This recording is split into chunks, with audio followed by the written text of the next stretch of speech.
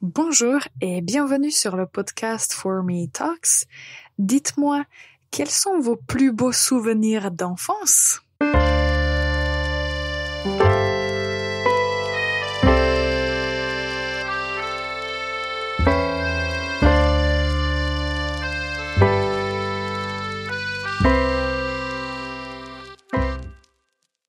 Bonjour et bienvenue encore une fois pour ce nouvel épisode de For Me Talks.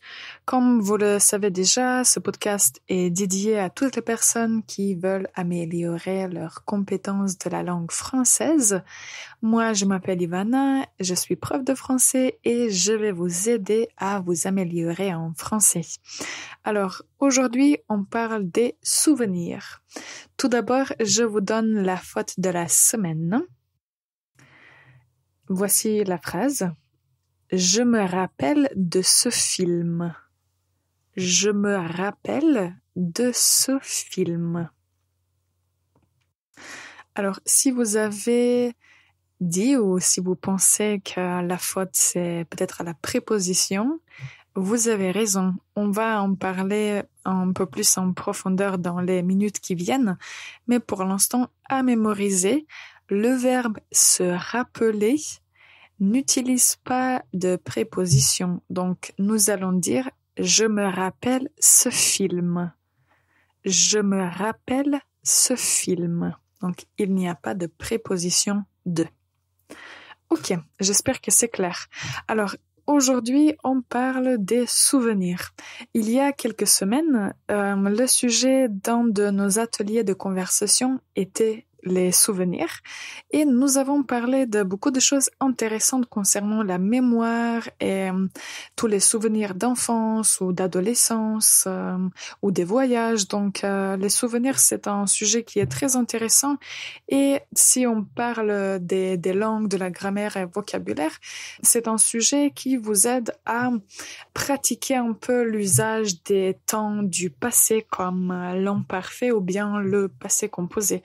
Donc, parler des souvenirs, c'est très intéressant d'abord parce que vous parlez de vous-même et vous découvrez des choses sur les autres personnes aussi. Et de l'autre côté, vous pouvez pratiquer la grammaire française. Alors, aujourd'hui, je veux vous mentionner 3 verbes importants et nous allons apprendre quelques expressions intéressantes concernant la mémoire. Alors, nous avons déjà entendu le verbe se rappeler, se rappeler. Donc, à mémoriser que tout d'abord, il s'agit d'un verbe pronominal puisque nous avons le pronom réfléchi se. Donc, à chaque fois que vous utilisez le verbe se rappeler, n'oubliez pas de conjuguer ou en fait, on peut dire de changer le pronom aussi. Donc, je vais dire je me rappelle, tu te rappelles, nous nous rappelons. Donc, à chaque fois, il faut aussi changer de pronom. Et une autre chose à propos de ce verbe, même si c'est un verbe qui se termine par ER, la conjugaison au présent va être la même que pour le verbe appeler. Donc, faites attention à l'écrit, il faut avoir 2 L au singulier et à la 3e personne du pluriel. La prononciation est un peu différente. Nous allons dire « je me rappelle » et on entend bien la lettre « e ». Je me rappelle, comme nous avons 2 L, mais par exemple, quand on prononce nous nous rappelons. Nous avons un L, la lettre E n'est pas importante parce qu'il y a d'autres lettres qu'on prononce, donc je me rappelle, nous nous rappelons. À mémoriser, c'est très important. La prononciation est très importante en français.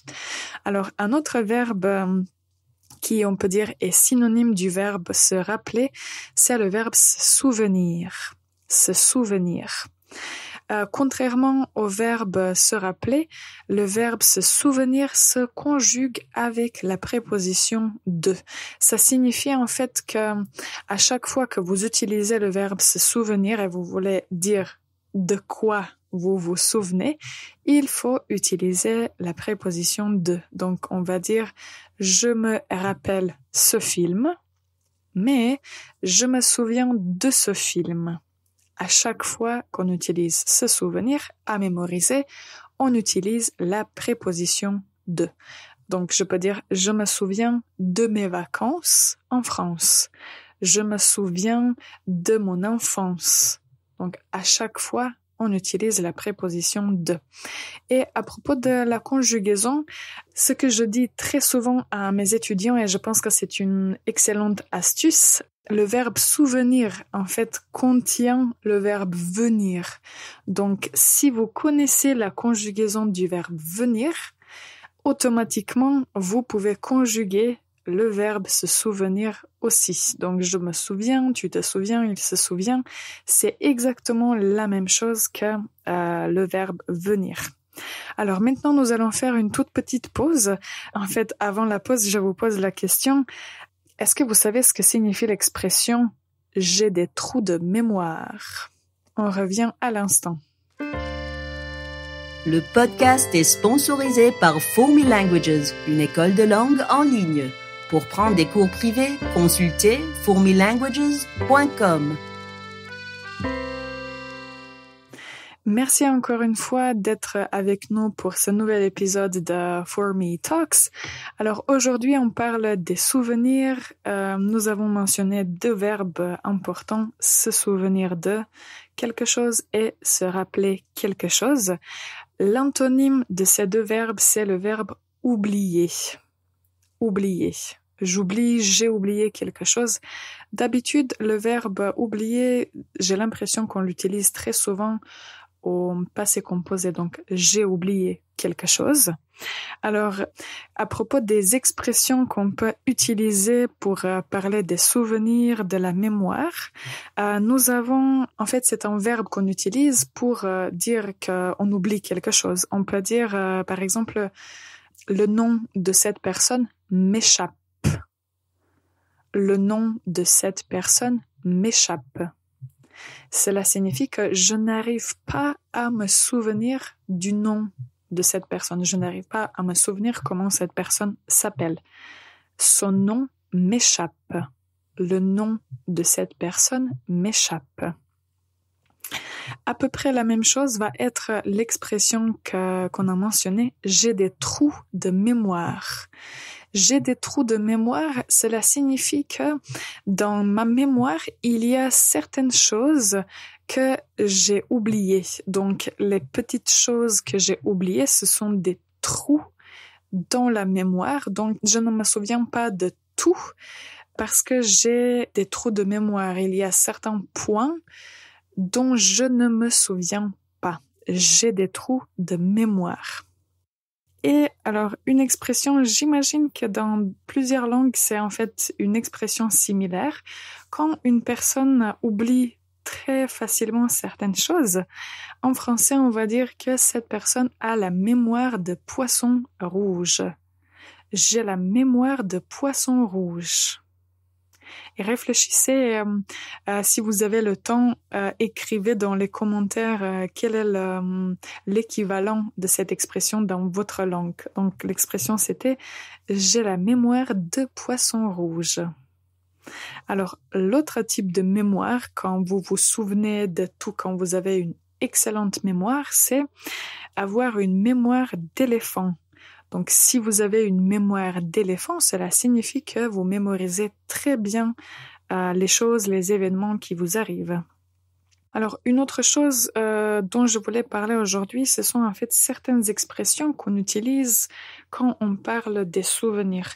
Je suis sûre qu'au cours de votre apprentissage de la langue française et surtout de l'imparfait, vous avez appris des listes de mots et des expressions qu'on utilise quand on utilise l'imparfait. Je voulais vous donner juste quelques expressions et n'hésitez pas à les répéter parce que d'habitude, on utilise ces expressions avec l'imparfait et ces expressions sont en fait des mots clés qui vous indiquent qu'il faut utiliser l'imparfait. Donc, l'expression qui est, je pense qu'on l'entend le plus souvent, c'est avant. Avant. Donc, on peut dire avant, je parlais français 1 fois par semaine. ou on peut dire par exemple à l'époque. À l'époque. À l'époque, c'était à la mode de porter des baskets blanches, par exemple. À l'époque. Avant, à l'époque. Et une phrase qu'on utilise souvent quand on parle des souvenirs, quand j'étais petit, ou bien quand j'étais petite. Quand j'étais petit, quand j'étais petite. Il y a beaucoup d'autres choses concernant les souvenirs, la mémoire et surtout l'imparfait dont on pourrait discuter. Donc tout d'abord, si vous aimez parler en français en groupe avec d'autres personnes, je vous invite à aller sur notre site www.formilanguages.com et à vous inscrire pour les ateliers de conversation. D'habitude, les groupes ne sont pas très grands pour que chaque personne puisse avoir assez de temps pour s'exprimer.